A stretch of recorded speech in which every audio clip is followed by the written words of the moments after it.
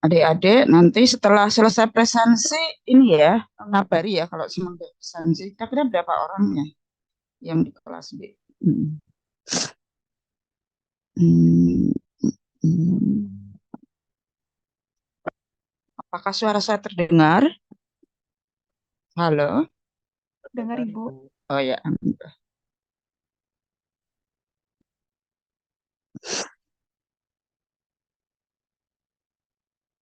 saya tunggu presensi mungkin sekitar sampai jam 8 lewat 5 ya.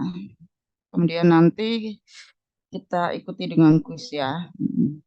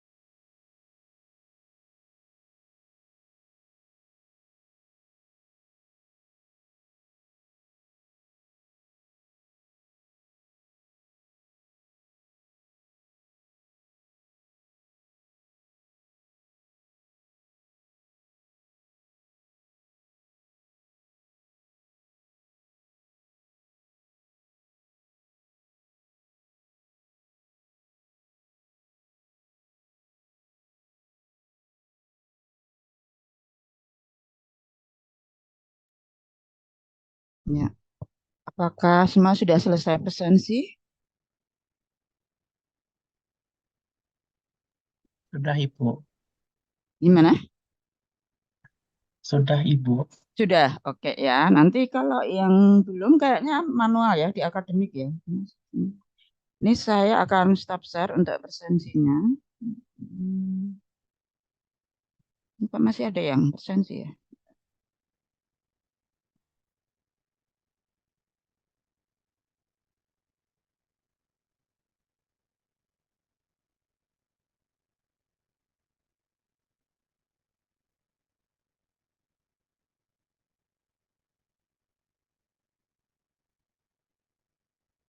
Oke, saya akan share dulu untuk kuisnya ya. Hmm,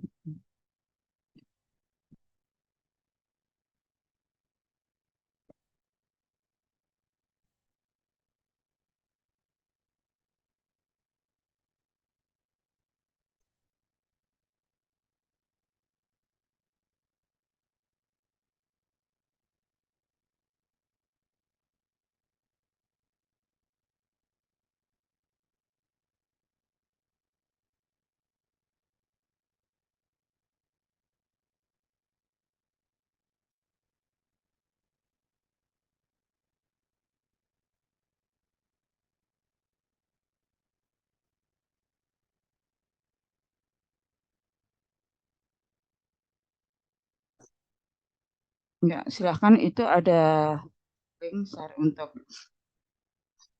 kuis di Givam. Hari ini hanya ada 5 soal ya, pendek-pendek aja. Silahkan dikerjakan.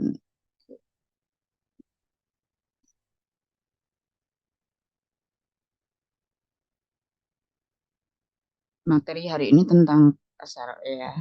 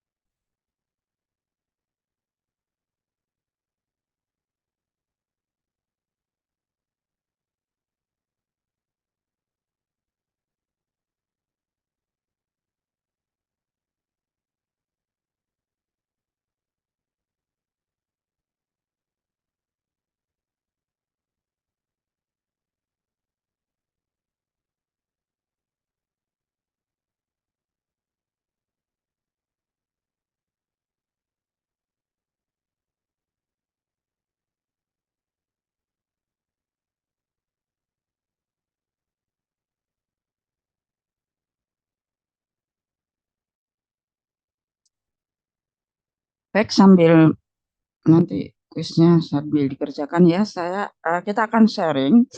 Nanti silahkan kita bisa diskusi ya tentang SLE, Systematic Lupus Erythematosus. Ya, jadi sebenarnya ini adalah penyakit autoimun ya. Ini maaf saya menggunakan ini ya slide-nya Prof. Yudis ya. Jadi intinya bahwa SLE itu adalah penyakit autoimun yang awalnya adalah menyerang kulit ya, juga sendi. Jadi diikuti dengan apa? Sensitif pada kulit, kemudian sendi juga nyeri-nyeri gitu ya. Tapi akhirnya penyakit ini juga bisa komplikasi ke berbagai organ, terutama organ dalam ya, misalnya di ginjal, di lever, dan organ-organ dalam lain. Namun yang banyak kasus ya, yang itu adalah organ ginjal ya, yang eh, mengenai komplikasi dari SLE ini. Di mana kalau ke ginjal itu manifestasinya menjadi lupus ya, lupus nephritis ya. Itu adalah SLE yang dia sudah komplikasi ke ginjal. Jadi biasanya kalau hanya di sistem kulit, sendi mungkin tidak terlalu berbahaya mungkin ya. Artinya angka kematiannya tidak tinggi. Namun kalau sudah komplikasi ke Recording organ in dalam, progress. Ini akan memang menyebabkan apa ya?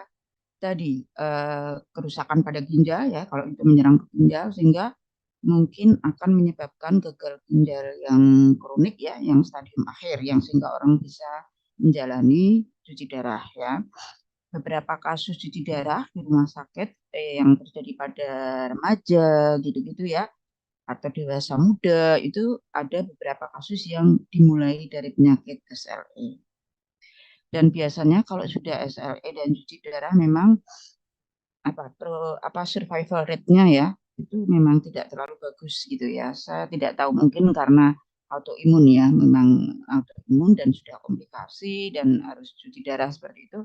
Sepertinya kebanyakan survival rate-nya itu tidak terlalu bagus. Artinya angka mortalitas tinggi ya, hingga banyak pasien-pasien yang artinya tidak bisa menjalani HD lama ya, artinya ya sudah meninggal begitu ya sebelum mungkin masuki masa dewasa atau apa. Jadi ini banyak terjadi ya. Oke, kita bicara dulu tentang SLE. Sebenarnya banyak penyakit autoimun ya selain SLE ya. Misalnya di sistem saraf otot itu ada muskular dystrophy, ada ya, ada apa itu ya? Eh saya yang progresivitas apa itu yang seperti papan gitu loh, yang komedian meninggal itu kan juga autoimun ya. Tapi pada saraf otot gitu ya. Banyak sebenarnya penyakit-penyakit autoimun ya. Pada anak juga kecenderungannya juga sekarang banyak penyakit autoimun di luar SLE ya. Nah, ini penyebabnya apa? Memang dikatakan kalau autoimun itu pada dasarnya adalah sangat kompleks dan unknown, tidak diketahui etiologinya ya. Nah, ini kita mulai dengan apa itu SLE ya. Jadi SLE tadi seperti saya katakan bahwa penyakit autoimun dan dia sifatnya kompleks ya. Kompleks itu dalam arti memang bisa menyerang banyak organ tadi ya. Awalnya memang hanya kulit, sendi dan sebagainya. Di mana ya ditandai gitu ya. Ditandai dengan wide spectrum, spektrum yang luas secara klinik, laboratoris dan imunologi, gangguan imunologi ya. Jadi nanti di manifestasi kliniknya ada, perubahan laboratoriumnya ada, parameter labnya, dan gangguan-gangguan pada sistem imunologi ya. Di mana ini memang perjalanan penyakitnya dan outcome ini sangat bervariasi ya. Jadi sangat tergantung pada kondisi individu seseorang dan juga nanti ada tidaknya komorbid lain dan sebagainya ya. Nah, jadi SLE itu adalah autoimun ya. Jadi penyakit di mana imun penderita itu akan menyerang ketahanan tubuhnya sendiri ya, sehingga ini akan melemahkan ya daya tahan tubuh. Jadi sistem imunnya rusak gitu istilahnya ya. Dan ini terkait dengan produksi yang namanya di dalam pelajaran imunologi, mungkin adik-adik sudah ini ya belajar tentang adanya produksi auto antibodi. Jadi antibodi kan mencegah ya masuknya antigen, tapi di sini sifatnya auto. Jadi antibodi yang diproduksi secara auto gitu, dan itu justru bisa merusak sistem imun ya. Istilah SLE sendiri ada kata sistemik lupus erythematosus ya. Jadi sistemik itu sistemik, jadi menyeluruh gitu ya, artinya tadi apa spektrumnya kompleks luas gitu. Lupus ini sebenarnya berasal dari bahasa Latin wolf, artinya serigala ya. Mungkin dikaitkan dengan ini ya, penyakit ini memang punyai apa ya, struktur kulit yang istilahnya tidak baik gitu ya, artinya mungkin ya tadi ya gampang mudah merah karena paparan cahaya gitu ya, seperti kalau serigala marah kan merah gitu. Kemudian struktur kulit juga berubah ya, mungkin tidak halus lagi, jadi ya seperti itu. Jadi perubahan-perubahan di struktur kulit ya, jadi seperti kulitnya serigala mungkin seperti itu gambarannya dulu ya. Pertama kali memang ini sangat lama, penyakit yang sangat lama ditemukan pertama kali di abad 13 ya. Karena adanya erosi. Jadi lesi-lesi yang sifatnya erosi yang merusak di kulit ya. Dan ini seperti digambarkan di kulit serigala gitu. Kemudian di tahun 1800-an ya, kemudian ternyata penyakit ini tadi banyak menyerang organ lain ya. Dan ini disebut sebagai multisystem disease ya. Dan ini gambaran utama SLE adalah produksi autoantibodi yang berlebih ya. Bagaimana epidemiologi? Jadi cara epidemiologi memang kebanyakan most frequently in women of reproductive age. Jadi biasanya memang pada wanita-wanita usia produktif. Jadi biasanya pada usia remaja, putri yang sudah menstruasi gitu ya, reproduktif. Kemudian bisa sampai usia 50 ya. Dan ini biasanya secara ras gitu di populasi dunia lebih banyak pada ras non-white. Jadi kita itu termasuk risiko besar ya terhadap terjadinya SLE ya, non-white women dibandingkan ras-ras kulit putih seperti ras Kaukasia atau ras Eropa. Kemudian insidennya memang sebenarnya kecil ya, 0,3 sampai 23,7 per 100.000 person individu ya di dunia setiap tahun, dan prevalensinya bisa 6,5 sampai 178 per 100.000 person ya. Jadi memang nanti silahkan ya apa bedanya insiden dan prevalensi ya. Insiden itu angka kejadian, kalau prevalensi ya prevalence, jadi angka apa sih, angka penyebarannya ya, prevalensi. Jadi memang kecil sebenarnya, namun tadi angka mortalitasnya cukup tinggi, termasuk morbiditas, komplikasi dengan penyakit lain tadinya kalau sudah ke organ-organ dalam. Dan kebanyakan tadi adalah perempuan. Mungkin tidak tahu penyebabnya, mungkin ada faktor hormonal karena banyak yang ada juga faktor hormon di sini yang berkontribusi karena biasanya menyerang di usia reproduktif ya. Dan pada wanita ini 9 kali lebih tinggi dibandingkan pada pria ya. Jadi kemudian juga mempengaruhi memang dipengaruhi oleh etnis ya. Jadi memang terutama etnis non-white tadi ya. Di mana juga ada faktor-faktor lain. Jadi ada faktor genetik, faktor geografik, budaya, sosial, dan juga faktor lainnya. Ini. Jadi memang penyebabnya kompleks dan secara spesifik tidak diketahui ya. Etiologinya tadi secara spesifik atau eksaknya secara pastinya adalah tidak tidak diketahui. Tapi memang banyak many factor. Jadi banyak faktor yang diidentifikasi mainkan peran di dalam terjadinya SLE gitu ya. Jadi beberapa kategori ya etiologinya itu bisa pengaruh genetik, bisa juga epigenetik, jadi di luar genetik ya, tentang regulasi ekspresi gen itu juga bisa ya. Kemudian faktor lingkungan, kemudian hormon, juga mungkin gangguan di sel-sel imun maupun di sitokain ya. Nah, insidennya memang akan meningkat kalau ada pengaruh family atau genetik ya. Misalnya kalau kejadiannya lebih meningkat misalnya pada kembar yang identik gitu ya. Atau kalau ada orang tuanya yang ini ya, dari orang tuanya atau mungkin dari saudara yang apa kandung gitu ya. Jadi ini memang ada faktor genetik atau family-nya. Faktor risknya apa? Risk faktor, faktor pemicunya begitu ya. Insidensinya akan meningkat ya tadi ya, karena terutama kalau ada pengaruh family ya. Jadi first degree keturunan pertama pada pasien SE 20 kali lebih banyak ya. Jadi pada populasi. Jadi first degree itu dari orang tua ke anak gitu-gitu, itu populasinya lebih banyak ya. Kemudian 10% pasien SLE ini mempunyai relative with disease. Jadi tadi mempunyai memang hampir ada faktor familial tadi ya, atau diturunkan tadi. Kemudian ini juga bagaimana kalau kembar identik ya, itu persentasenya 24% hampir sampai 69%, dan juga kalau kembar fraternal itu 2% sampai 5%, juga kalau ada hubungan sedarah atau saudara sekandung itu juga lebih besar ya.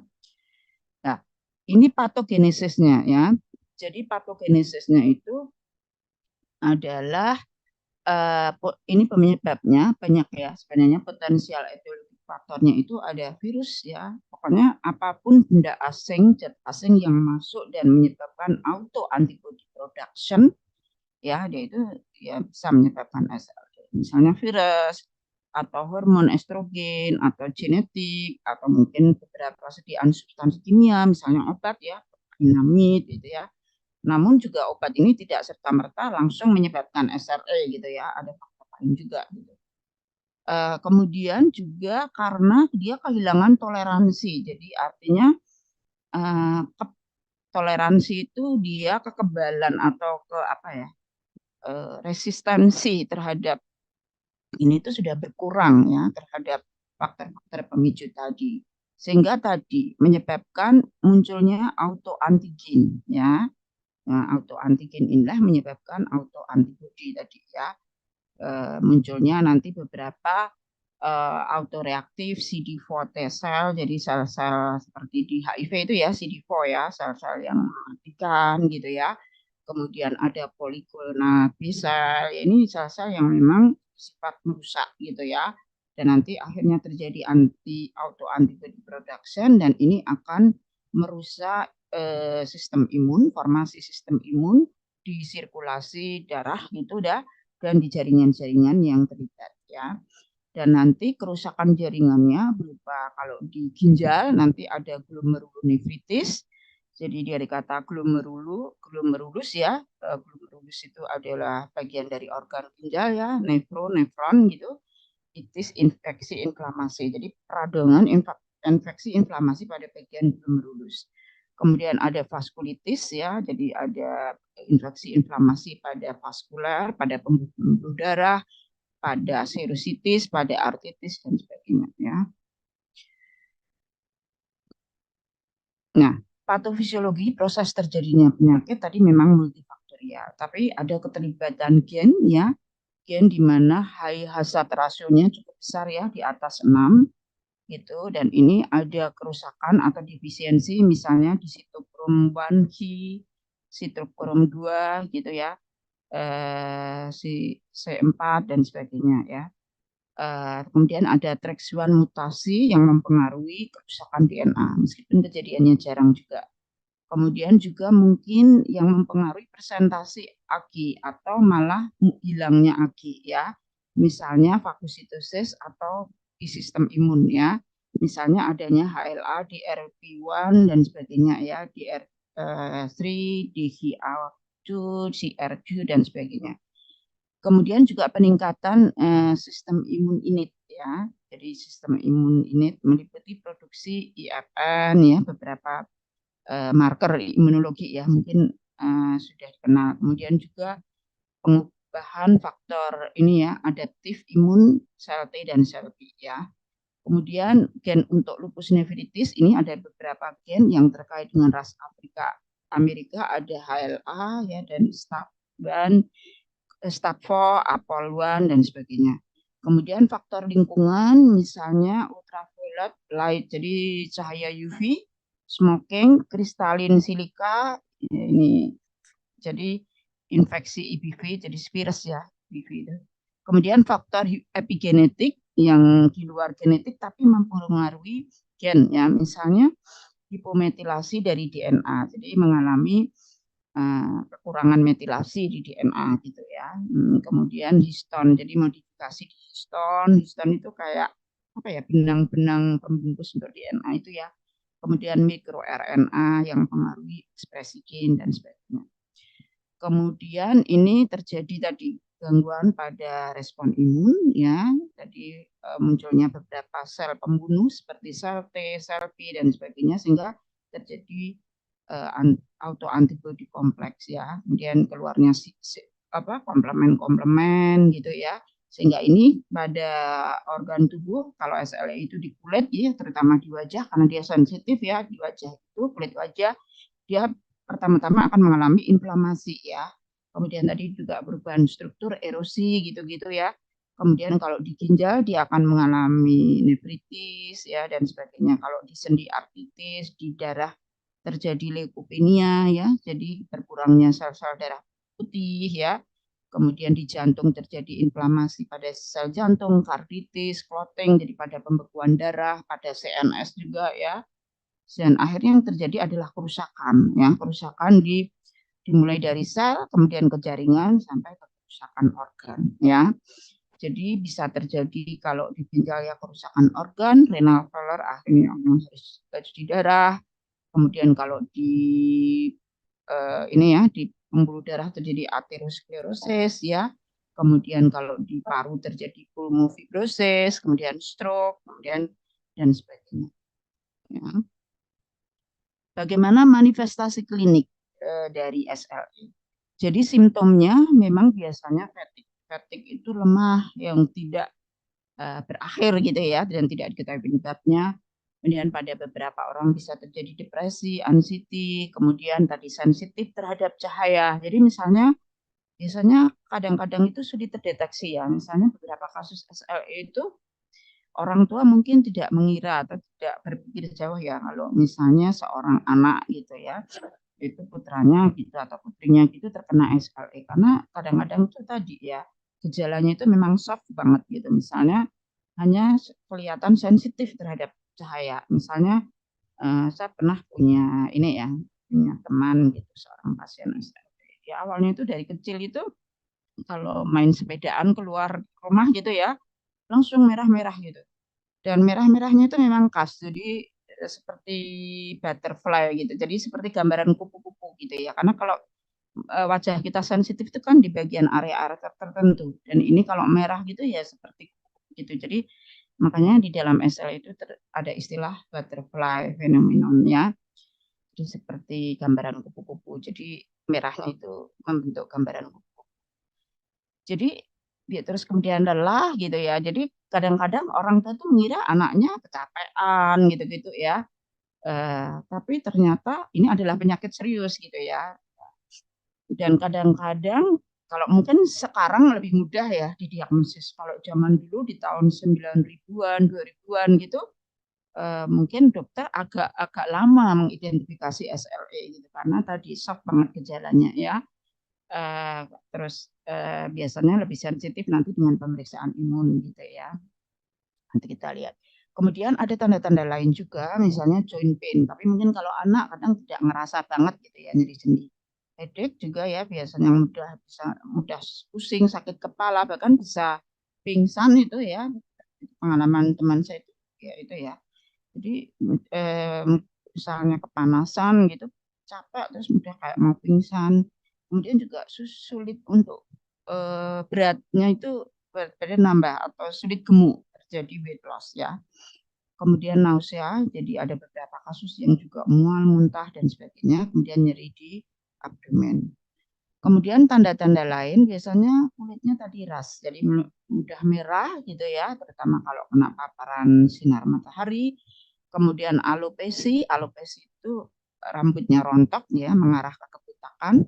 Kemudian demam, kemudian kadang-kadang ada kejang, kemudian artritis, kemudian renal dysfunction, psikosis juga bisa, pleuritis, jadi ada infeksi pada pleura, selubung paru-paru, kemudian mungkin akan ada tumpukan cairan di paru-paru, pleural effusion, kemudian juga bisa ada mengarah ke penyakit jantung, bisa juga ya, dan ini ada hipertensi, anemi, leukopeni, jadi banyak juga ya, jadi tadi multidisease kompleks tadi, trombositopeni, limfadenopati, pembesaran limfa, Raynaud phenomenon, jadi Raynaud phenomenon itu sebenarnya ya tadi ya kulitnya itu mudah sensitif, jadi biasanya perubahan cuaca itu kulit jadi kaku gitu-gitu ya.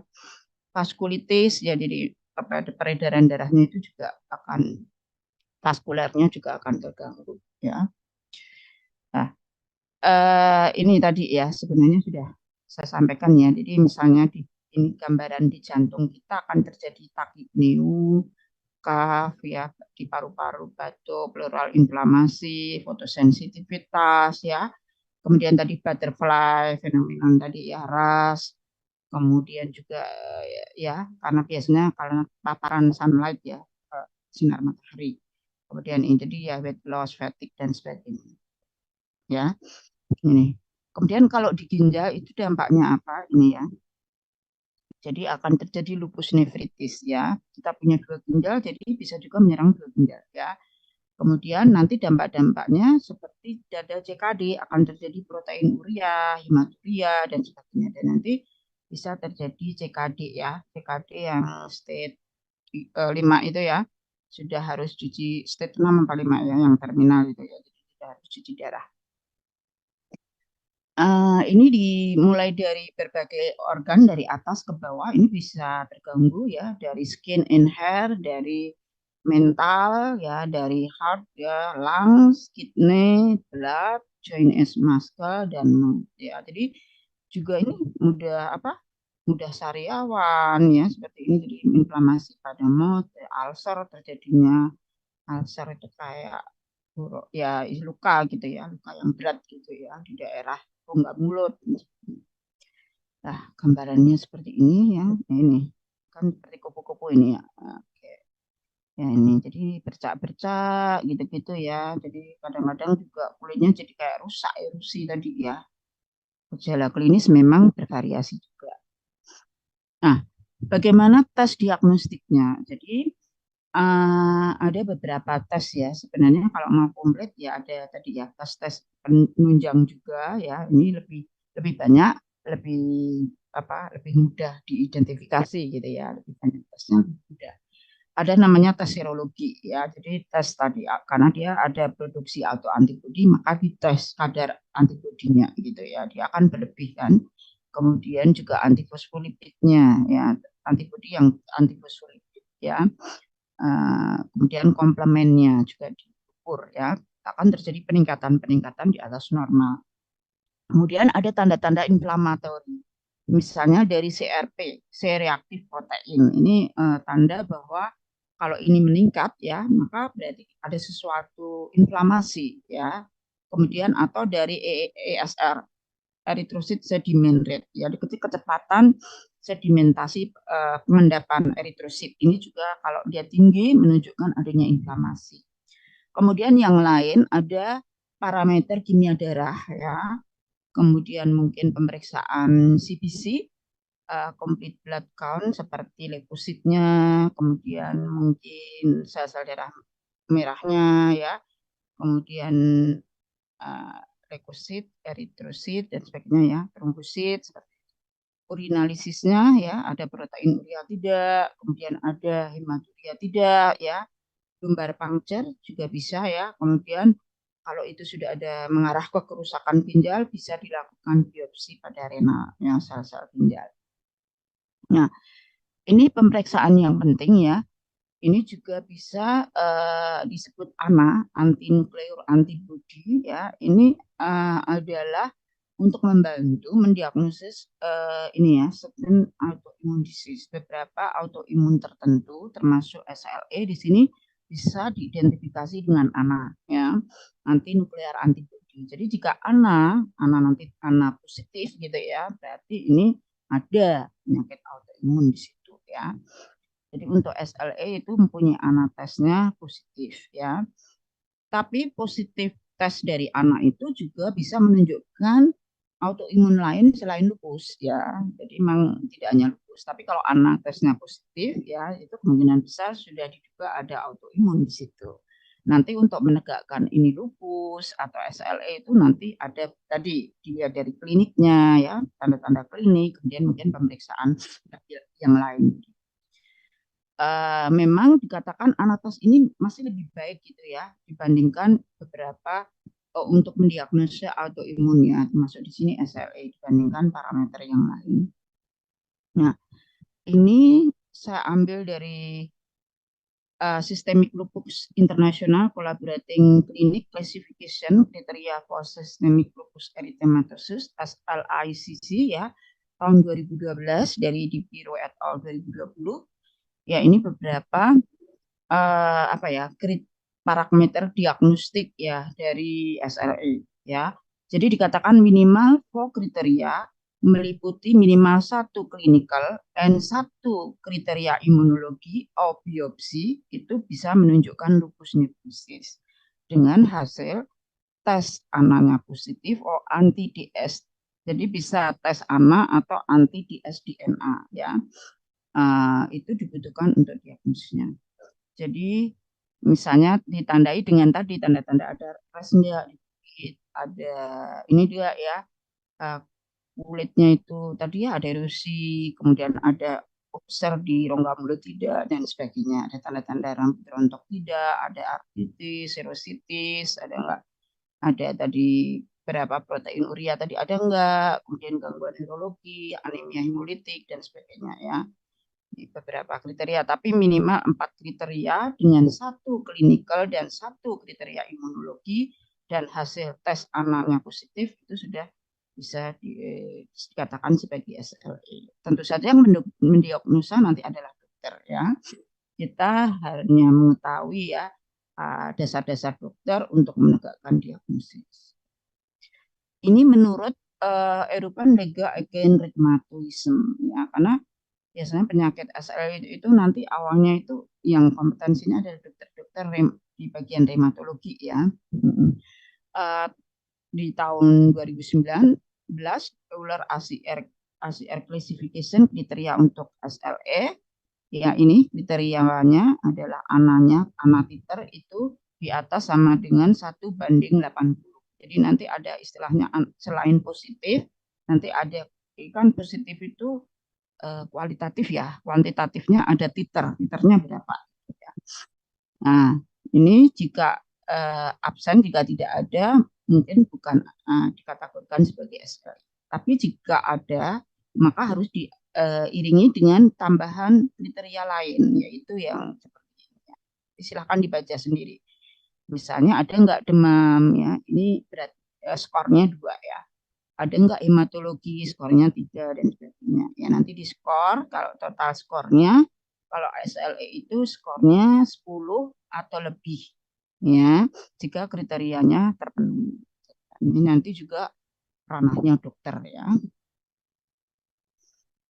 Nah, ini menurut ACA, American College of Rheumatology yang dikembangkan tahun 82 dan diperbaiki di tahun 97. Ya, ini juga tentang melihat ya, jadi seberapa valid atau akurat ya pemeriksaan tadi ya, apa tanda-tanda diagnosis tadi. Jadi istilahnya ada sensitivity-nya berapa persen. Misalnya kalau ada malah ada res pada kulit dan itu sensitivitasnya 40%. Sudah menunjukkan hampir separuh sensitif gitu ya. Fotosensitivitas sudah 50 ya. Artritis ini udah tinggi juga. Jadi ini anak itu paling tinggi. Jadi kalau anak tesnya positif, hampir 100% akurat ke SLE.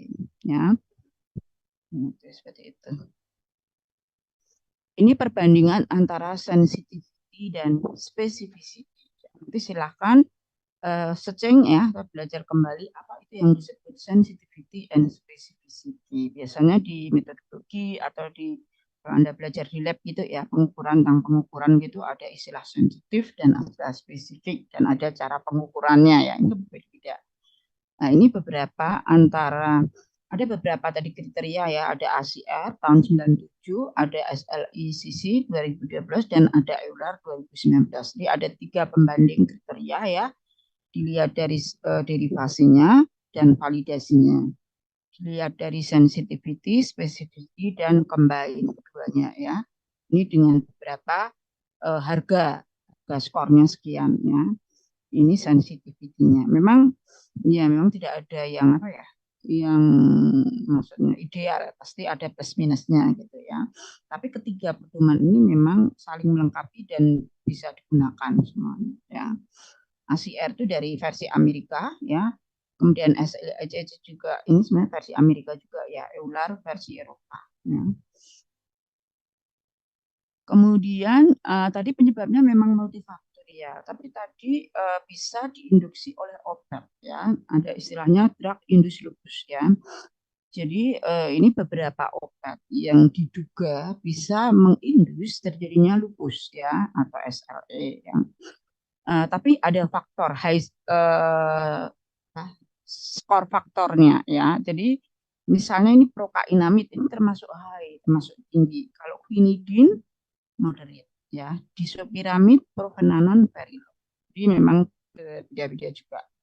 Dan memang meskipun high, tidak selalu misalnya, kalau ini kan obat jantung ya, tidak selalu misalnya orang sakit jantung diberi prokainamid akan terjadi lupus, tidak ya. Jadi nanti juga banyak faktornya.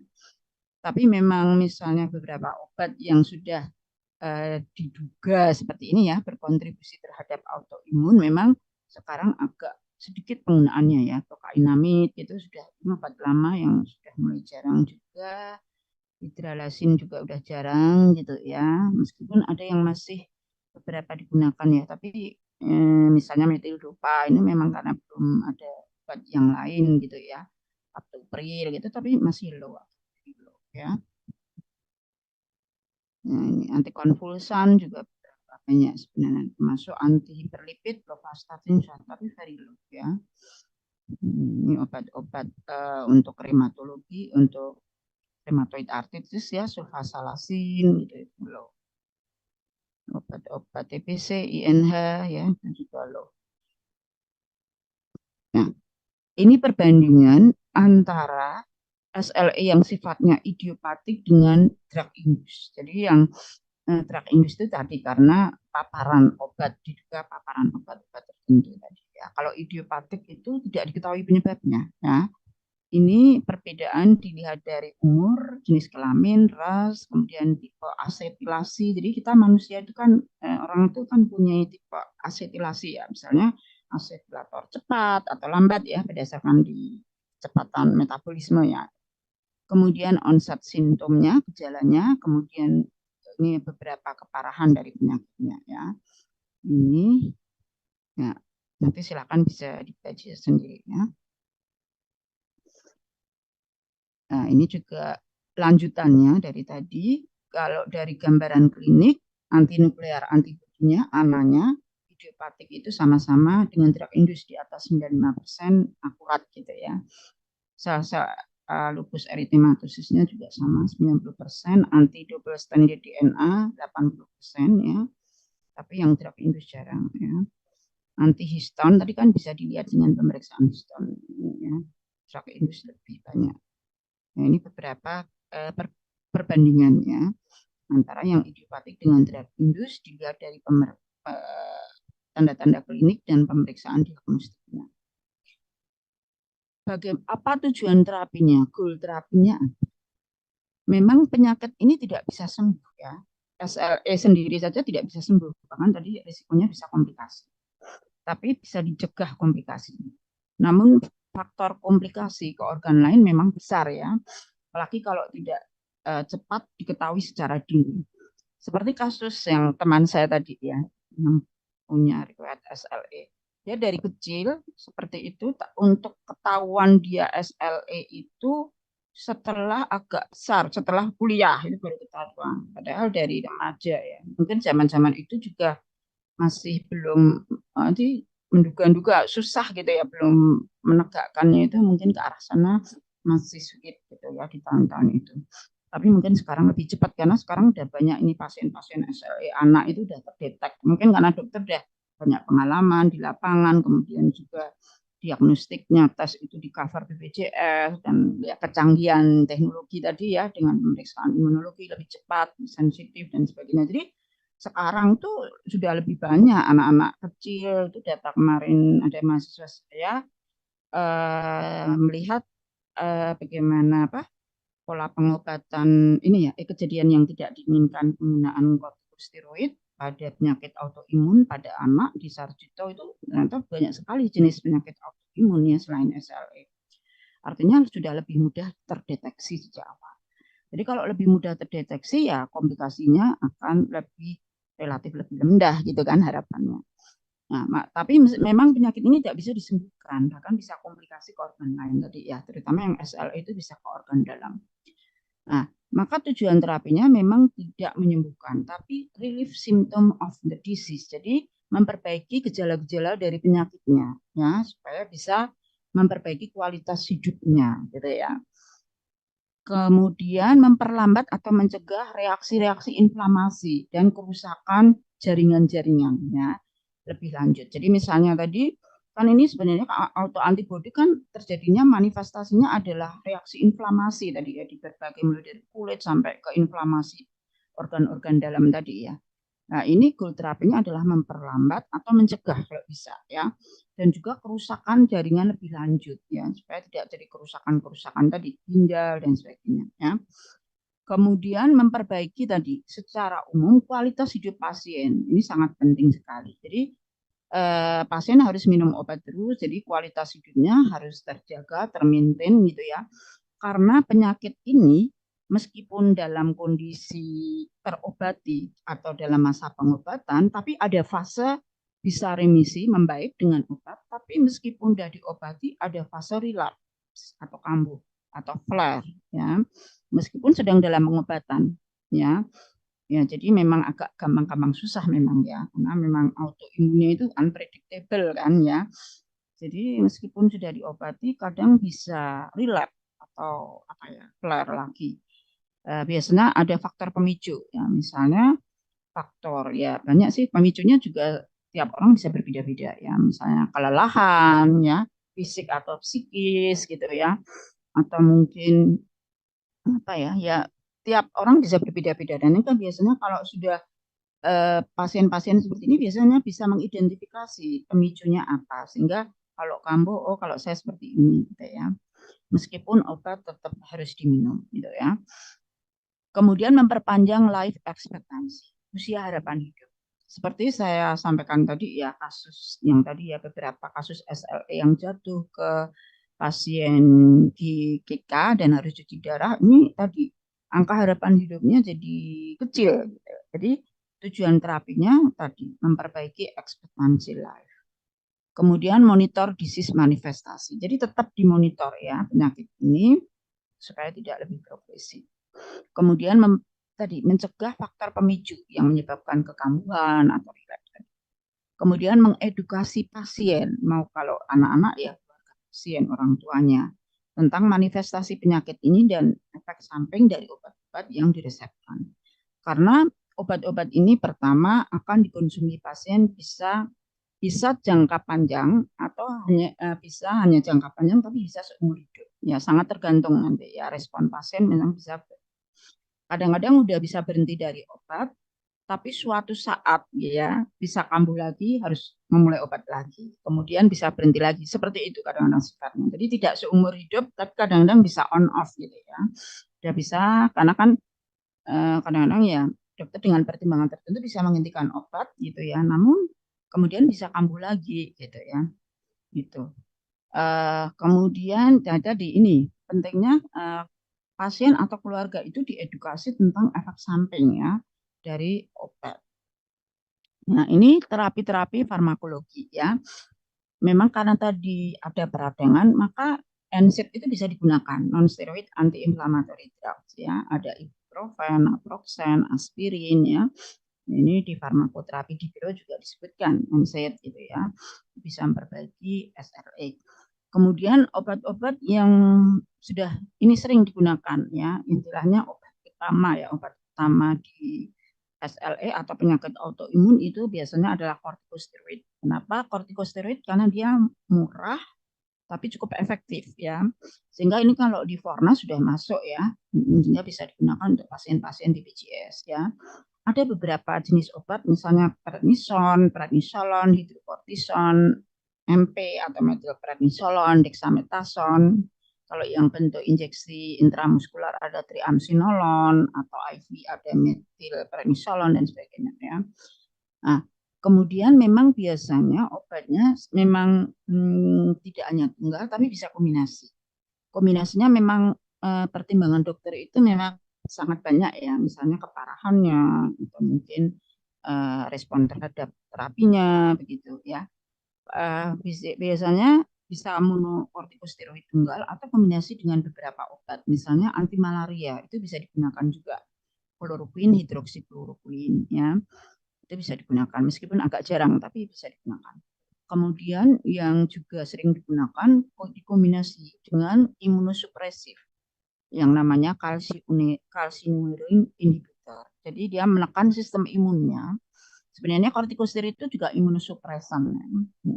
Tapi sebenarnya ada imunosupresan lain selain kortikosteroid itu yang golongan calcineurin inhibitor. Ada siklosporin ya, siklosporin, ada tacrolimus atau sirolimus gitu.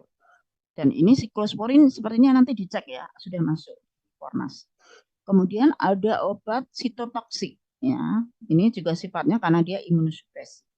Biasanya ada beberapa obat yang bisa digunakan untuk penyakit kanker ya, methotrexate ya, siklofosfamid itu obat-obat kemoterapi sebenarnya. Ya, ini bisa juga digunakan untuk SLE karena dia sifatnya imunosupresif dan sifatnya sitotoksik. Kemudian ada asatioprin, kemudian ada MMF ya. MMF itu yang di kuis tadi ya. MMF itu mecofenolat mofetil. MMF itu tahun 2000-an. Setahu saya itu dulu masih obat mahal dan belum ada di Fornas. Ya, pasien-pasien itu harus pasien umum harus beli sendiri begitu ya. Karena obatnya masih cukup mahal dulu. Dan belum digunakan untuk SLI ya, karena mahal mungkin ya. Biasanya dulu digunakan MMF itu setahu saya biasanya untuk pasien-pasien transplant.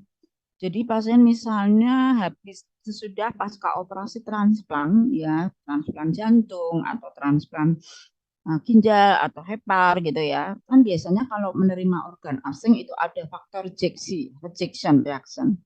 Nah, untuk mengurangi faktor rejeksi itu diberi obat imunosupresif yang salah satunya adalah MMF ya.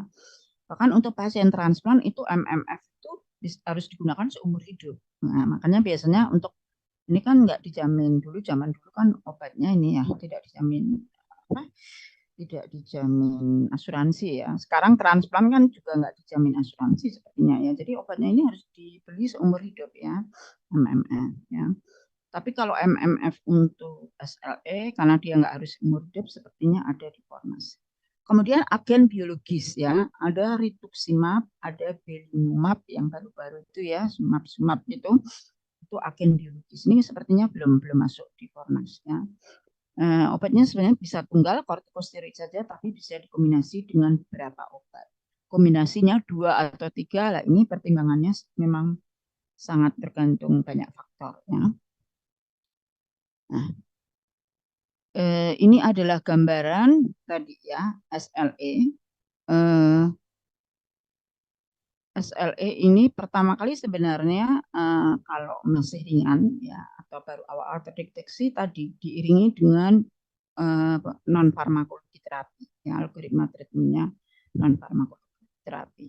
Kemudian kalau sudah ada spesifik manifestasi, kalau ada ya dilihat kalau neuropsikiatri lupus anti malaria, kemudian nanti bisa diberi antikonvulsan. Kalau responnya lambat ya itu diberi ini, responnya lambat diberi ini lagi. Kalau responnya tidak lambat, responnya sangat lambat diberi ini ya. Jadi ini beberapa algoritma terapi. CLE nanti silakan dilihat ya, CLE itu singkatan apa ya, saya agak lupa. CLE. Kemudian ini diberi topical ya, topical dulu, kemudian nanti anti malaria dan sebagainya. Kemudian NSAID ya, ini juga bisa diberikan kalau tidak ada tanda-tanda spesifik, tadi bisa diberi glukokortikoid atau kortikosteroid atau anti malaria atau NSAID ya. Nanti dilihat responnya. Kalau responnya lambat atau tidak, kalau ya di sini, kalau no di ini. Kalau lupus nanti ada beberapa kelas ya, kelas lupus gitu ya. Lupus nefritis itu kan sudah menyerang ke ginjal ya, ke nefron itu tergantung kerusakan membran glomerulonefritisnya nanti. Ada kelas 1, 2, 3, 4 gitu ya. 5 sampai 5. Diberi anti malaria, bisa juga diberi kortikosteroid kombinasi dengan miclophenolate mofetil atau siklofosfamid. Kemudian terapi induksi bisa diberi kortikosteroid atau glukokortikoid ya, namanya kortikosteroid itu glukokortikoid. MMF itu miclophenolate ya. Ya nanti sebenarnya arahnya sebenarnya kalau sudah tidak mempan dengan semua obat-obat yang konvensional ini arahnya ke ini ya, obat-obat tadi ya, rituximab, calcineurin inhibitor, IVIG atau plasmapheresis ya. Ini pendekatan umum untuk terapinya, memang ini ada piramida gitu ya, ini bentuknya piramida. Memang pertama kali itu tadi non farmakologi dari exercise, diet, sunscreen, no smoking, kemudian dengan obat yang lebih ringan gitu ya, NSAID, hidroksikloroquine, low dose kortikosteroid. Kemudian kalau nggak berespon, dosis kortikosteroidnya bisa lebih tinggi ya. Jadi prinsip kortikosteroid itu lowest effective dose ya. Jadi dosis terkecil yang bisa memberikan efek gitu ya. Kemudian juga bisa diberikan imunosupresan yang lain ya selain kortikosteroid. Kemudian diberi imunomodulator tadi ya, calcineurin inhibitor dan sebagainya ya. Ini piramidanya seperti ini.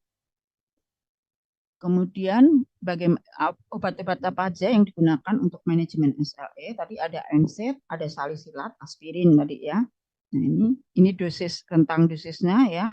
Kemudian anti malaria, ini inisial terapinya, dosis hariannya.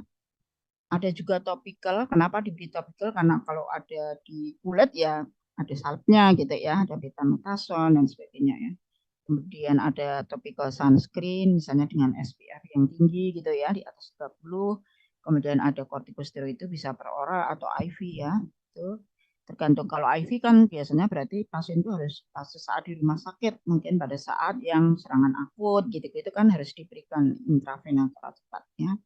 Kemudian ada imunosupresan, ini siklofosfamid, ada IV, ada per oral. Siklofosfamid itu untuk obat kanker juga ya. MMF itu per oral ya. Kemudian asatioprin, siklosporin, methotrexate dan sebagainya ya. Nah, ini terapi glukokortikoid atau kortikosteroid pada SLE. Saya katakan tadi memang ini terapi yang masih konvensional tapi paling banyak digunakan ya, terutama di Indonesia dan di luar juga masih digunakan karena dia relatif murah dan cukup efektif ya. Tapi nanti ada kondisi-kondisi, ada beberapa pasien yang sudah diberi kortikosteroid tapi kok tidak membaik.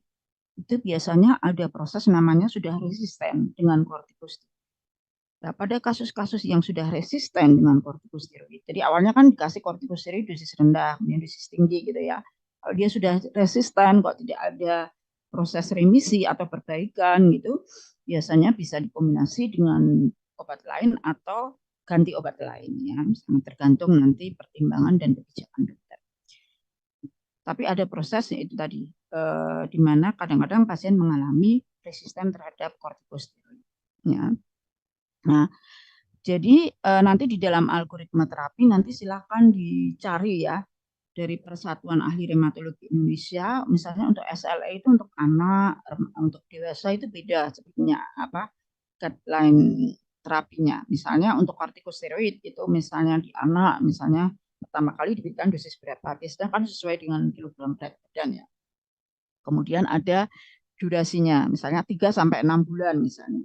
Kemudian nanti dimonitor, dia remisi atau relapse. Remisi itu ada dua, full remisi, jadi benar-benar membaik full, tapi ada partial remission. Jadi remisi tapi masih separuh, artinya masih kadang kambuh, kadang enggak gitu. Jadi itu juga nanti dosisnya belum diturunkan kalau masih parsial ya. Yang kan minimal dipertahankan atau kadang bisa ditingkatkan ya. Kemudian kalau sudah membaik, nanti beberapa bulan kemudian dipantau lagi, baik gejala klinik maupun laboratoriumnya. Kalau sudah benar-benar remisi, full remisi, ya bisa dihentikan kortikosteroidnya. Tapi kalau kortikosteroid tidak bisa dihentikan mendadak ya, jadi harus di tapering. Jadi untuk menghentikannya tidak langsung stop gitu, tapi diturunkan dulu dosisnya pelan-pelan. Mengapa?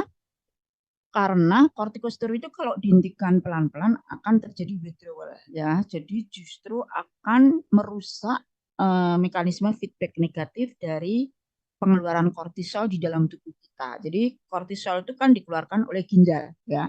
Maaf, oleh adrenal. Adrenal itu organ yang letaknya di atas ginjal kita. Itu menghasilkan kortisol.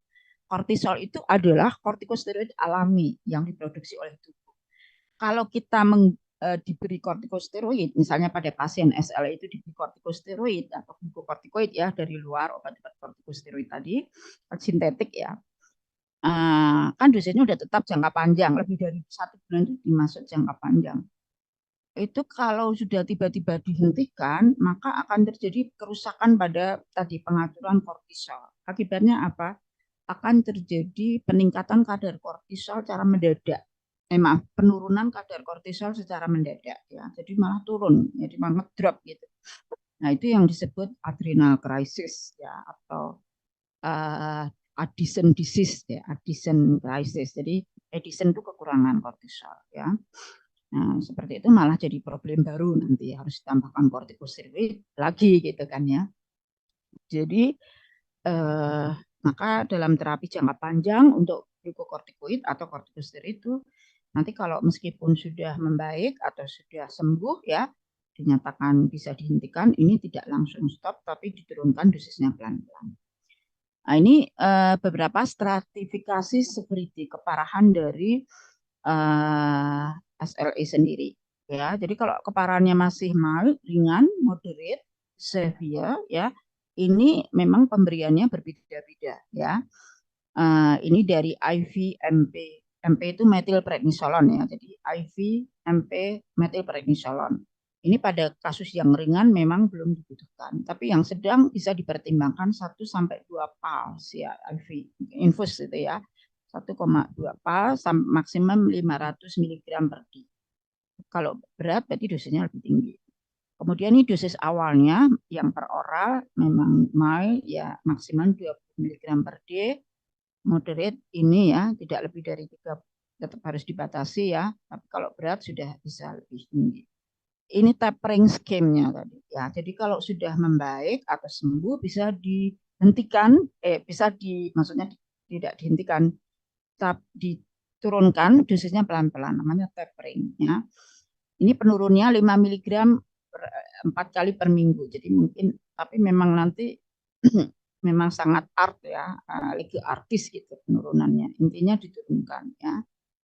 Misalnya awalnya minum 5 mg, bisa 2,5 dulu separuhnya, atau 3/4-nya dulu gitu ya. Jadi, kemudian ada maintenance dose ya, ini dosis pemeliharaan. Jadi tadi ya, kalau sudah membaik, ya ada beberapa kasus ya, itu pasien memang nggak bisa lepas dari obat gitu ya. Jadi ada dosis maintenance. Jadi memang sangat tergantung kasusnya. Ada yang bisa lepas, tapi ada yang harus dengan dosis maintenance ya. Maintenance ini harus terus diberikan bahkan seumur hidup gitu ya. Ini beberapa side effect ya dari obat-obat SLE. Jadi seperti obat kebanyakan NSAID itu ya ada GI bleeding. Jadi hati-hati kalau pasiennya juga sudah ada apa ya gangguan pada gastrointestinal, ada hepatic toxicity, ada renal toxicity, hipertensi itu.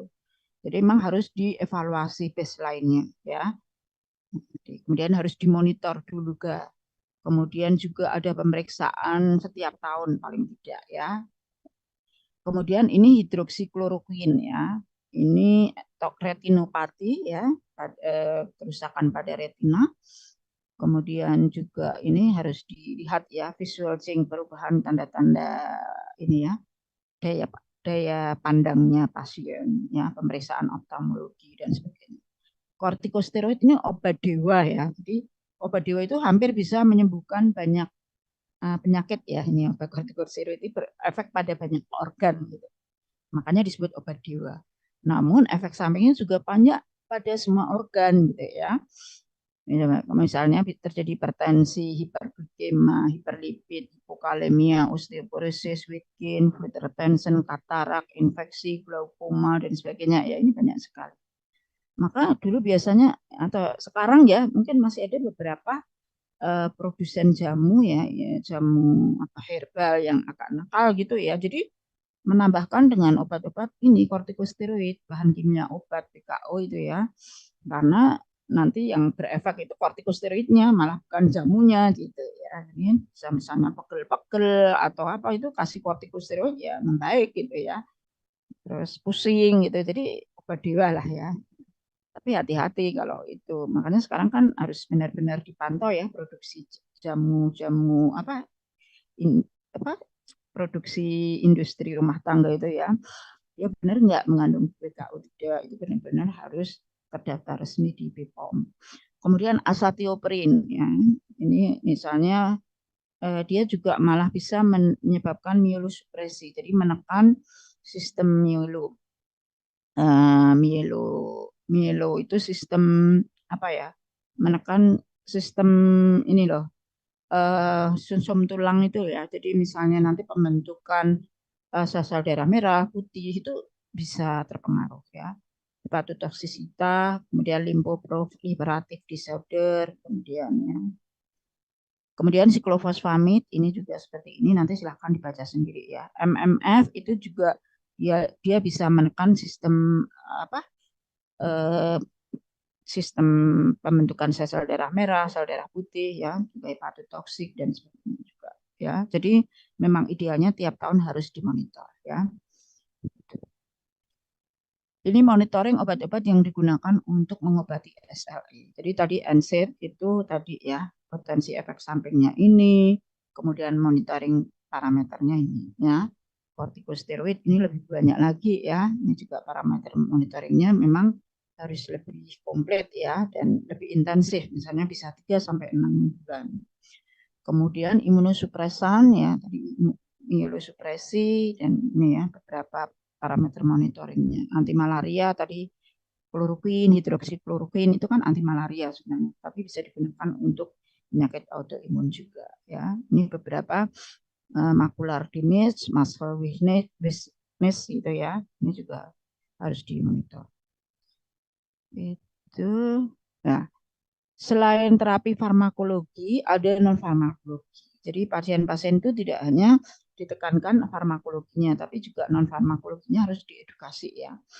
Jadi yang penting juga good social support. Jadi karena banyak pasien-pasien yang autoimun itu karena pertama tadi ya udah berobat, sudah minum obat seumur hidup, tapi kok kadang masih relapse gitu. Jadi kadang-kadang ada nanti aspek psikologisnya terganggu ya, kadang bisa menjadi depresi ya, jadi ada bisa menjadi gangguan-gangguan mental ya atau kejiwaan yang lain juga. Dan sangat penting malah kalau misalnya diiringi dengan gejala-gangguan mental malah eh, proses perbaikan penyakit kan tidak tercapai ya. Sehingga ini juga akan memberikan outcome yang buruk gitu ya. Maka di sini good social support itu sangat penting ya untuk memperbaiki outcome. Jadi misalnya ya pertama situasi di keluarga, kemudian pasien sendiri juga harus diajari gitu ya untuk social supportnya terhadap psikisnya gitu supaya dia bisa beradaptasi dan sebagainya ya, tidak mudah stres dan sebagainya. Juga dukungan mungkin lingkungan gitu-gitu ya, atau pasien misalnya bisa masuk ke grup-grup sekarang kan banyak ya komunitas-komunitas yang bisa membangun apa ya semangat pasien-pasien itu kan beberapa komunitas penyakit tertentu kan ada itu mungkin akan lebih baik juga ya. Kemudian counseling and support group tadi ya, komunitas-komunitas tadi bisa membantu patient mental well-being-nya dan coping mechanism. Jadi istilahnya mengurangi stres ya, karena itu akan mempengaruhi juga terhadap penyakit.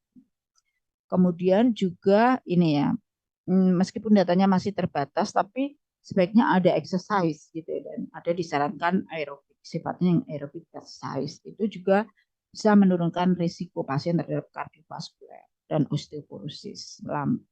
Selain itu juga memperbaiki fatigue, depresi, anxiety dan sebagainya. Jadi memang pasiennya kalau sudah minum obat ya, obat kortikosteroid itu kan biasanya ini ya akan meningkatkan nafsu makan, weight gain seperti itu ya. Jadi biasanya pasien itu akan gemuk gitu ya. Nah, efek kegemukan itu kan menyebabkan resiko kardiovaskuler. Nah, jangan sampai pasien dengan kondisi SLE yang sudah minum obat itu justru muncul problem lain ya atau berisiko terhadap kardiovaskular event atau penyakit apa efek samping dari peningkatan berat badan tadi ya sehingga tadi pentingnya juga exercise ya jadi olahraga atau paling enggak dikondisikan pasiennya itu tidak mager gitu ya tetap aktif gitu ya. Kemudian juga karena tadi ada fotosensitivitas, jadi dia kan sensitif terhadap cahaya. Maka memang untuk pasien-pasien yang sensitif gitu mungkin ada pelindung ya, pakaian pelindung, clothing, mungkin ada topi gitu ya. Mungkin dikasih sediaan sunscreen gitu ya dari SPF 15 sampai 50 plus gitu ya. Jadi seperti itu. Ya. Karena kadang-kadang juga tidak membuat tidak pede juga ya, misalnya terus jadi merah gitu. Jadi kan kayak alergi gitu, kayak seperti alergi kosmetik gitu kan ya. Jadi merah terus gatel gitu ya, kulitnya juga berisik mungkin gitu. Jadi mungkin akan mengurangi kepercayaan diri juga. Jadi juga bisa disarankan dengan terapi-terapi non farmakologi seperti itu. Kemudian juga kalau pasiennya memang merokok, ini benar-benar harus stop merokok ya.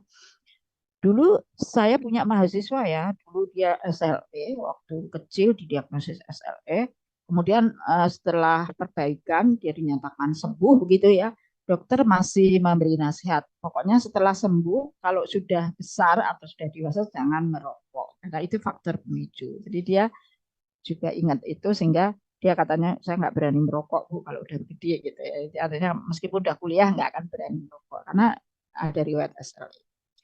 Jadi ini memang stop smoking ya, karena dia bisa memicu SL ya.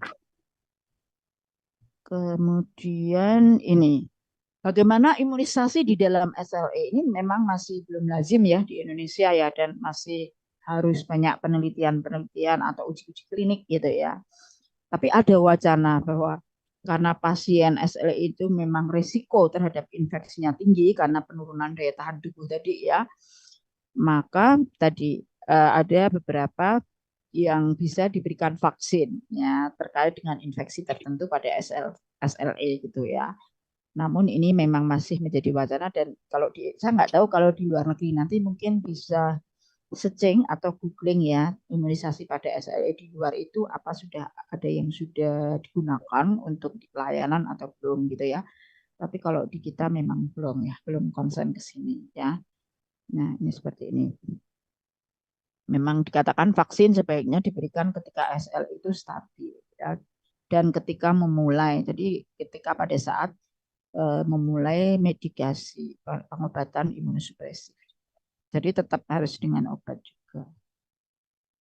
Mungkin untuk memaksimalkan efek itu, untuk mengurangi efek terhadap infeksi ya, terutama infeksi ini apa namanya pneumococcus ya, bakteri pneumococcus atau Haemophilus influenza gitu ya penyebab influenza ya. Influenzanya itu bukan flu kayak di sini loh ya. Influenza itu kayak flu itu kan selesma ya kalau di sini.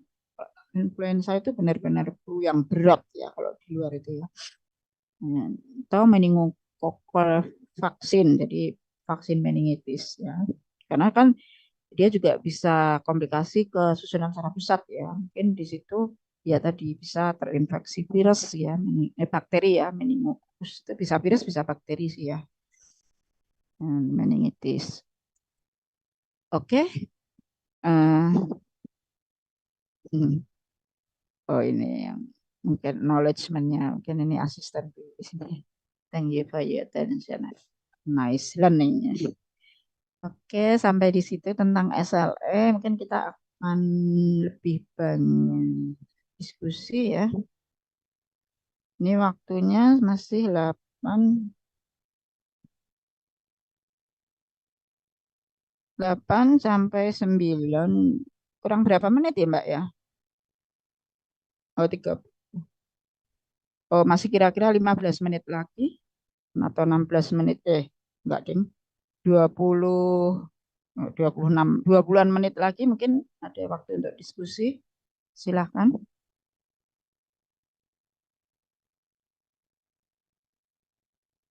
Silahkan. supaya kita terlihat meskipun online ya aktif. Ya, ini Bu, meskipun saya izin bertanya, ya silakan Mas ya. Oke. sejauh pengalaman saya, kenapa di Indonesia kayak masih jarang ya Bu lihat orang yang ada kasus lupus Bu? Kasus lupus. Iya betul Ibu. Sebenarnya banyak Mas. Kalau di rumah sakit datanya banyak, maksudnya sudah banyak pasien-pasien yang diagnosisnya lupus. Mungkin jarangnya itu karena belum masuk di fasilitas kesehatan ya, belum terdeteksi di rumah sakit ya tidak ada. Tapi sebenarnya kalau di rumah sakit sudah lumayan banyak kasus lupus. Maksudnya ada gitu yang terdeteksi dengan lupus. Karena memang mungkin kalau sudah lupus itu rumah sakit yang agak rujukan besar, Mas. Minimal mungkin A ya, kalau B mungkin nggak tahu. Tergantung sudah ada ketersediaan fasilitas dokternya. Karena kan dokternya itu kan tergantung sih lupus itu nanti bisa rawat bersama. Karena kan awalnya dari lupus itu kan sudah ke penyakit dalam kan berarti. Tapi kalau dia masih ya sebenarnya penyakit dalam lupus ya. Tapi bisa juga nanti rawat bersama dengan dokter di apa sih bagian imunologi gitu-gitu ya. Apa ya? Karena dia atau bisa juga.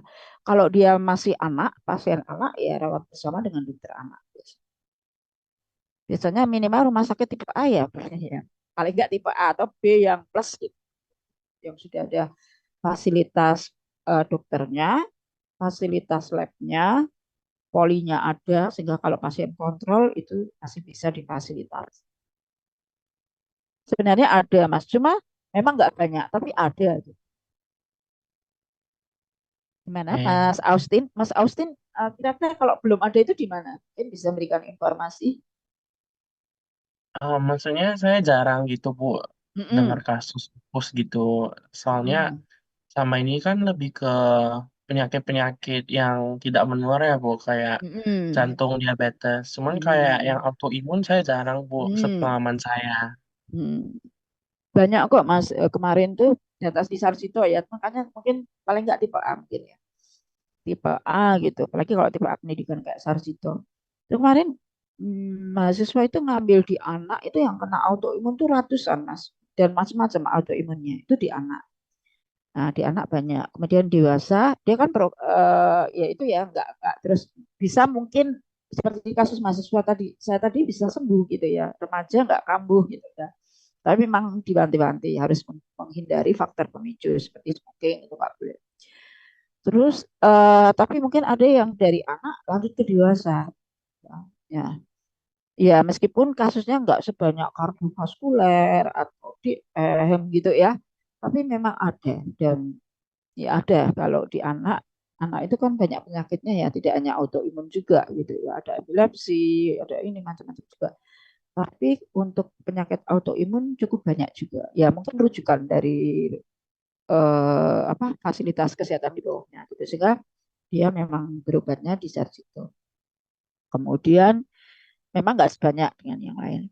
Atau begini mas masalahnya, kadang-kadang awalnya SLE, kemudian sudah komplikasi di dewasa jadi CKD. Makanya lupusnya udah nggak terdeteksi karena dia sudah jadi kerusakan ginjal, jadi CKD. Itu bisa. Jadi kalau kok jarang ya lupus dok gitu ya karena lupus itu hanya penyebab tapi dia diagnosanya sebenarnya terus CKD. Jadi CKD et causa itu penyebabnya LN lupus nephritis. Kadang-kadang direkam medik seperti itu. Jadi dia CKD-nya karena lupus.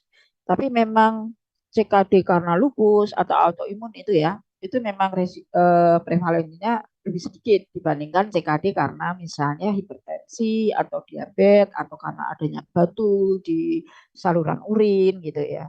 Itu memang prevalensinya lebih kecil. Tapi ada, Mas. Memang nggak banyak, tapi ada. Mungkin kalau tidak ada itu karena rumah sakit kecil ya. Kok di rumah sakit besar itu karena fasilitas dan dokternya ada maka bisa terdeteksi. Dan sekarang kelihatannya penegakannya lebih cepat ya, mungkin karena perkembangan teknologi diagnostik ya. Jadi sekarang anak-anak itu udah banyak ya yang bisa terdeteksi SLE atau penyakit autoimun lain. Bahkan autoimun yang saya itu kok nggak kenal ya, di teori kok belum ada gitu ya. Maksudnya di buku-buku yang agak lama misalnya kayak di Biro itu kok belum ada gitu. Mungkin di buku-buku yang lebih baru atau apa apa ya di apa namanya kayak artikel-artikel yang mungkin publishnya baru-baru gitu ya. Misalnya jenisnya itu kadang saya mungkin sebenarnya klasifikasinya sudah ada karena dokter sudah mendiagnosa itu kan pasti berdasarkan ICD ya. ICD-nya di rheumatologi mungkin ada. Tapi memang nggak sebanyak penyakit yang apa degeneratif atau penyakit non menular lain sih ya. Hmm. Oh ini ada pertanyaan ya dari Mbak Siti ya. Selamat pagi Bu, saya izin bertanya untuk kasus lupus saat ini trennya banyak terjadi pada anak-anak. Apakah ini disebabkan karena pola hidup masyarakat saat ini seperti kebiasaan atau memang karena penggunaan obatnya? Oh, persepsinya ya nanti ya Mbak ya. Jadi memang multifaktorial ya. Tapi memang semakin meningkat tadi kok kecenderungannya juga meningkat. Mungkin karena lifestyle ya, pola makan, sedentary life, kurang gerak ya. Kemudian jadi itu juga sepertinya berpengaruh. Sepertinya ya. Jadi memang karena nggak tidak apa penyebabnya itu secara pastinya itu bukan satu faktor, gitu. Tapi gaya hidup yang tidak sehat itu juga bisa memicu autoimun. Dan sekarang juga ada beberapa autoimun yang tidak terdeteksi di usia anak, tapi tiba-tiba dewasa kok kedeteksi autoimun itu juga bisa. Ya ini faktornya apa? Memang tidak single ya, tapi memang karena proses imun ya, memang ya karena proses imun mama memang ya terkait dengan pola makan, pola hidup. Jadi memperbaiki imun kita itu memang sangat sangat ini sih sangat penting. Saya izin saya screen yang presensi sambil tanya jawab.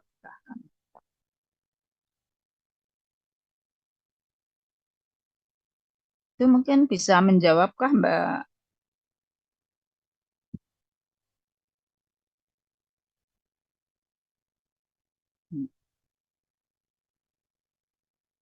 Ibu saya izin bertanya. Oh ya ya silakan. Oh saya oh ya silakan Mas.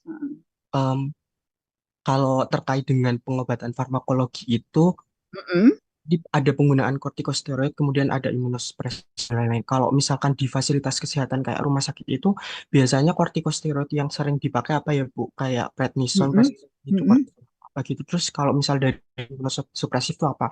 Soalnya kalau yang dari BPH kemarin kan kalau nggak salah kayak misal dari golongan 5 alfa reduktase itu kan lebih banyak digunakan finasteride dibandingkan steroid. Kemudian dari alfa yang alfa inhibitor juga lebih banyak digunakan yang terazolin itu. Nah, kalau dari pengobatan ALS ini sendiri untuk jenis mm-mm, kortik yang biasanya diresepkan di fasilitas kesehatan, terutama mungkin di rumah sakit yang mungkin berdasar mm-mm. dari pengalaman ibu apa itu?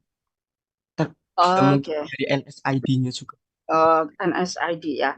Kalau di misalnya data-data di Sarjito, kemudian saya pernah tahun berapa ya agak lama gitu di Purwokerto itu rumah sakit mana ya, ke daerah juga ya. Itu memang kortikosteroidnya masih prednison ada, metilprednisolon ada. Memang tergantung style dokternya ya atau respon pasiennya. Jadi kalau misalnya dokter, nah terus tergantung juga nanti cek di Fornas. Fornas itu adanya kalau prednison, metilprednisolon, ya.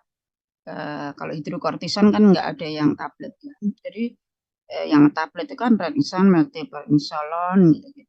Ya, kalau dia stabil kan tablet, tapi kalau injeksi serangan akut kan dia masuk rumah sakit di IV gitu ya. Ya, itu tergantung dan jenisnya apakah prednison, metilprednisolon gitu ya. Itu memang variasi banget. Kayaknya tergantung dokternya, style dokternya ya. Dan mungkin dilihat responnya kalau pakai ini kok bisa cocok ya udah gitu. Kemudian kombinasinya dengan apa juga tadi saya lihat tuh kok sangat variatif juga gitu ya. Ada yang dikombinasi dengan anti malaria, ada yang dikombinasi dengan tadi ya siklosporin tadi juga. Tapi biasanya awal-awal itu pasti dimulai dengan kortikosteroid dulu ya. Kortikosteroid terus mungkin Ya tadi kalau nggak sensitif atau dia masih fully atau masih partial ini remission atau masih relapse gitu, ditingkatkan dosisnya, terus bisa dikombinasi juga dengan obat lain, misalnya ya tadi dengan imunosupresan lain seperti siklosporin itu ada sangat variatif juga Mas.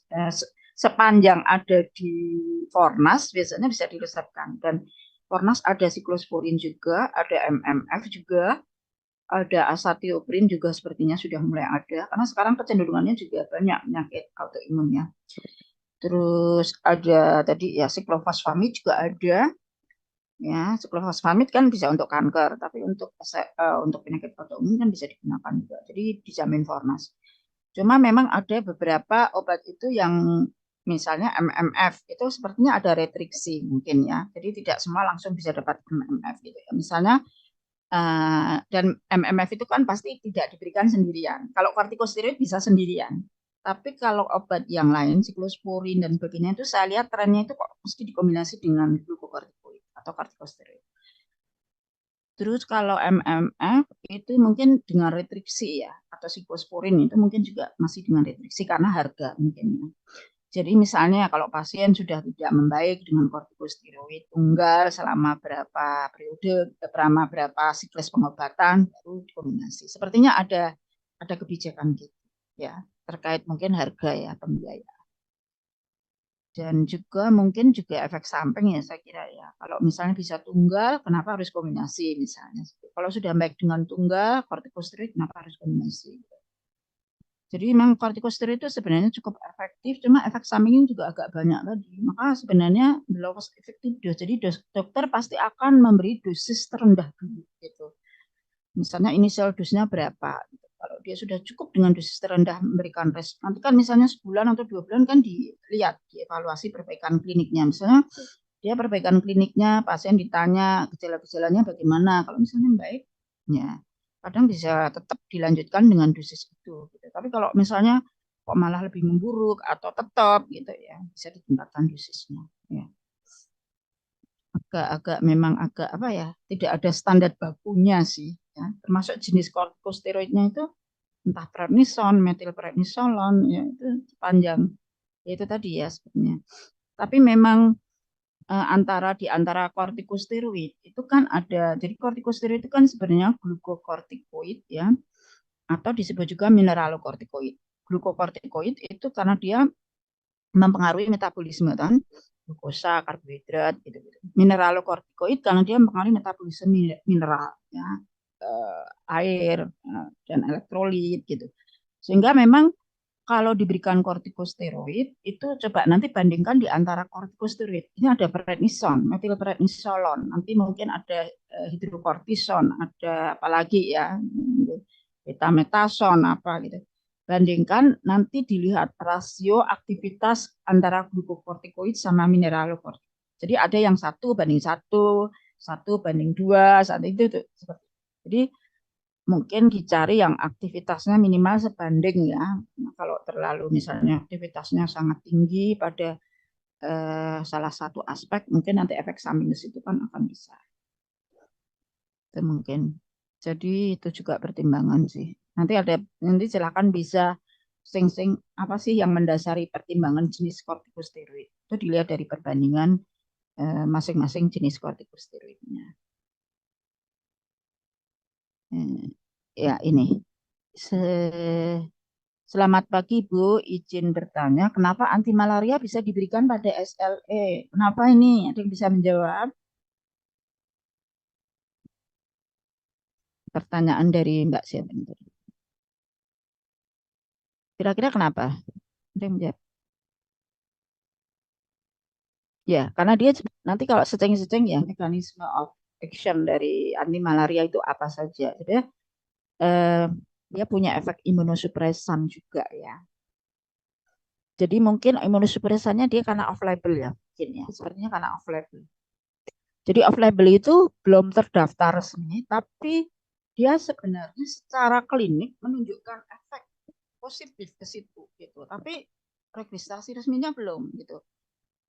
Mungkin kalau registrasi resmi itu karena harus mungkin didukung banyak apa gitu-gitu ya. Tapi sepertinya karena off label dia punya efek imunosupresan ya. Maka anti malaria itu memang agak jarang sih. Jadi dokter itu tadi makanya yang utamanya kebanyakan kortikosteroid dulu karena dia jelas imunosupresan ya. Nah, tapi kalau anti malaria itu off labelnya karena dia punya sifat imunosupresi. Jadi kadang-kadang ada dokter juga yang memberikan anti malaria. Kalau saya lihat itu yang anti malaria itu banyak digunakan autoimun karena itu loh. Apa ya, saya agak lupa penyakitnya namanya di kulit sih.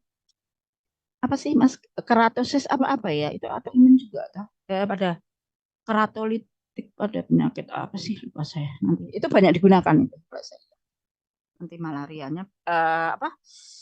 Itu kan sebenarnya autoimun juga, tapi lebih pada kulit. Jadi kulitnya bersisik gitu-gitu ya. Dan itu bisa sampai obatnya topikalnya macam-macam ya. Kadang-kadang karena terus bisa terjadi infeksi, apalagi kalau pasiennya terus gatal garuk-garuk gitu. Itu penyakit kulit sebenarnya, tapi autoimun ya. Dan itu saya lihat pola pengobatannya banyak dengan animal ya. Ya, jadi memang ada beberapa imunosupresif yang digunakan khas ya pada autoimun tertentu ya. Tapi secara umum memang kortikosteroid itu paling banyak.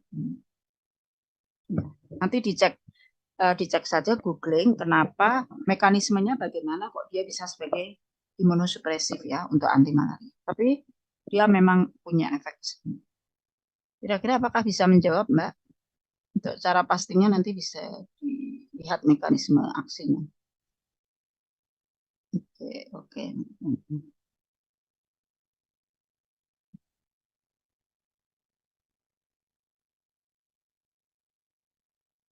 Ya, memang kecenderungannya sekarang banyak ya. Coba kita lihat kadang-kadang orang sudah dewasa tiba-tiba didiagnosis autoimun gitu ya. Kalau sudah autoimun tuh kayak gimana ya? Kalau saya itu melihat tuh kayak apalagi kalau sudah dari dewasa gitu ya. Maksudnya kalau dari kecil mungkin karena terdeteksi awal gitu-gitu dan sifatnya gitu mungkin masih lebih lebih bisa dikendalikan. Mungkin saya mikirnya gitu ya. Tapi kalau saya lihat tuh beberapa teman saya atau ada sih orang yang saya kenal gitu tuh kok tiba-tiba di usia dewasa sekitar 40-50 itu kan autoimun gitu ya. Dan kadang-kadang juga tadi deteksinya agak lama gitu. Kadang-kadang karena dokter mungkin juga nggak menduga ke arah autoimun gitu. Jadi karena yang diserang itu misalnya sudah ke organ dalam dan seperti mengarah ke satu penyakit yang lain gitu ya. Sehingga fokusnya ke arah penyakit itu. Misalnya tanda-tanda gini. Misalnya yang sering terjadi itu misalnya ada beberapa teman saya tuh misalnya yang ini ya autoimun menyerang otot dan saraf itu loh ya. Jadi tiba-tiba lemah ototnya, terus berarti nggak bisa nyetir mobil itu kan dikira kan ini kan mungkin oh kurang vitamin B gitu kasih vitamin terus gitu kok nggak membaik gitu ya. Terus nanti dia berkomplikasi atau apa ya menyerang ke yang lain terus tiba terus jadi lemes terus nggak terus apa gitu ya. Jadi apa rentetan gejala-gejala lainnya ada biasanya. Nah, disitulah yang membuat sulitnya meskipun sudah ketahuan autoimun, tapi mungkin prosesnya kalau di dewasa itu mungkin agak beda ya. Jadi udah mungkin prosesnya sebenarnya lama tapi baru muncul di dewasa, mungkin seperti itu. Jadi begitu terdeteksi di dewasa itu kok kalau saya lihat ya, ini tapi nanti teorinya juga perlu kita baca lagi. Tapi yang saya lihat itu kok survival rate-nya itu apa ya? Angka ketahanan hidupnya itu nggak lama gitu biasanya dari dia sakit sampai dengan misalnya terus misalnya ya meninggal karena penyakit itu tuh nggak lama gitu. Prosesnya bisa cepat gitu.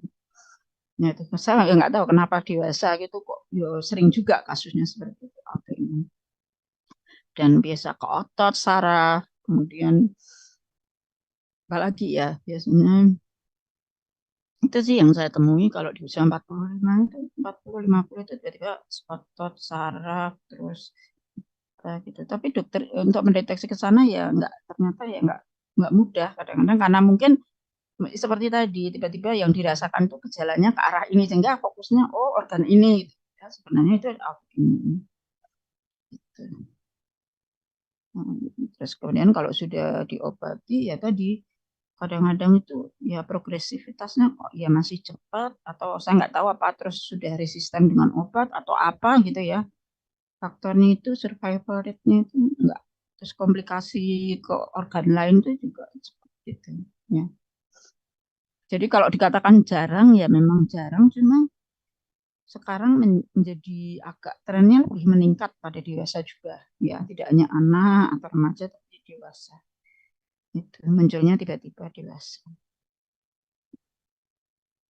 Ya, makanya saya itu kalau sekarang udah tentang autoimun itu jadi agak bukan paranoid sih, kayak apa udah mulai udah harus mulai care gitu ya. Jadi menurut saya cuma mikirnya gini, udah kalau udah usia 30 40 ke atas memang pola hidup sehat harus kita jalankan. Mana autoimun itu tadi ya juga dipengaruhi oleh faktor-faktor dari hidup ya sekarang seperti itu, faktor makanan, faktor ini pikiran gitu-gitu.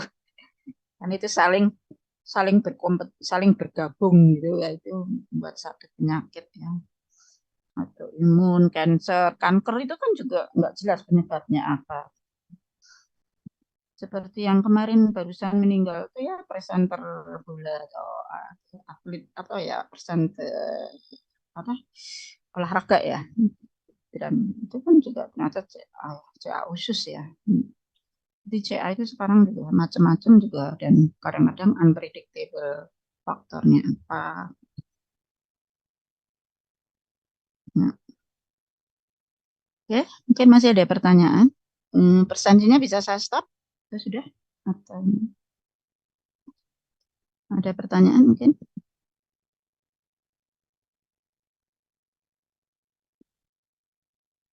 Oke ya, kalau tidak ada sekalian saya umumkan.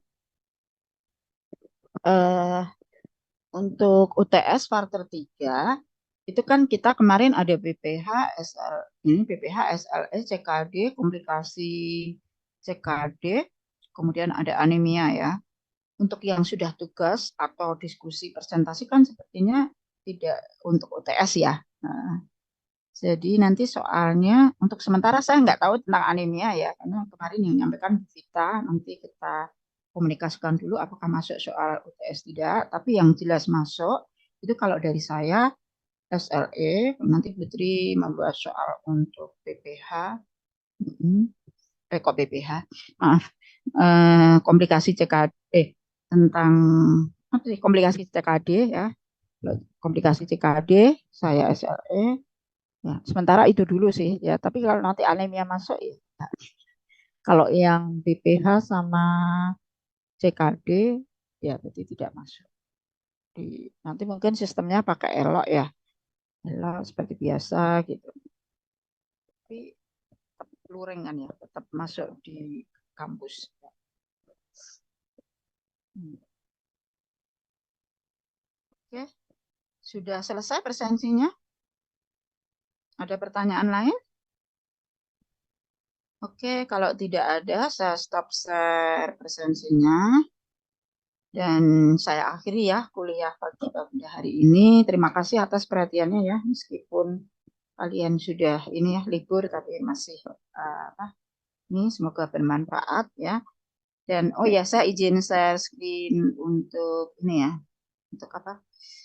Eh, oh, untuk materinya, materinya.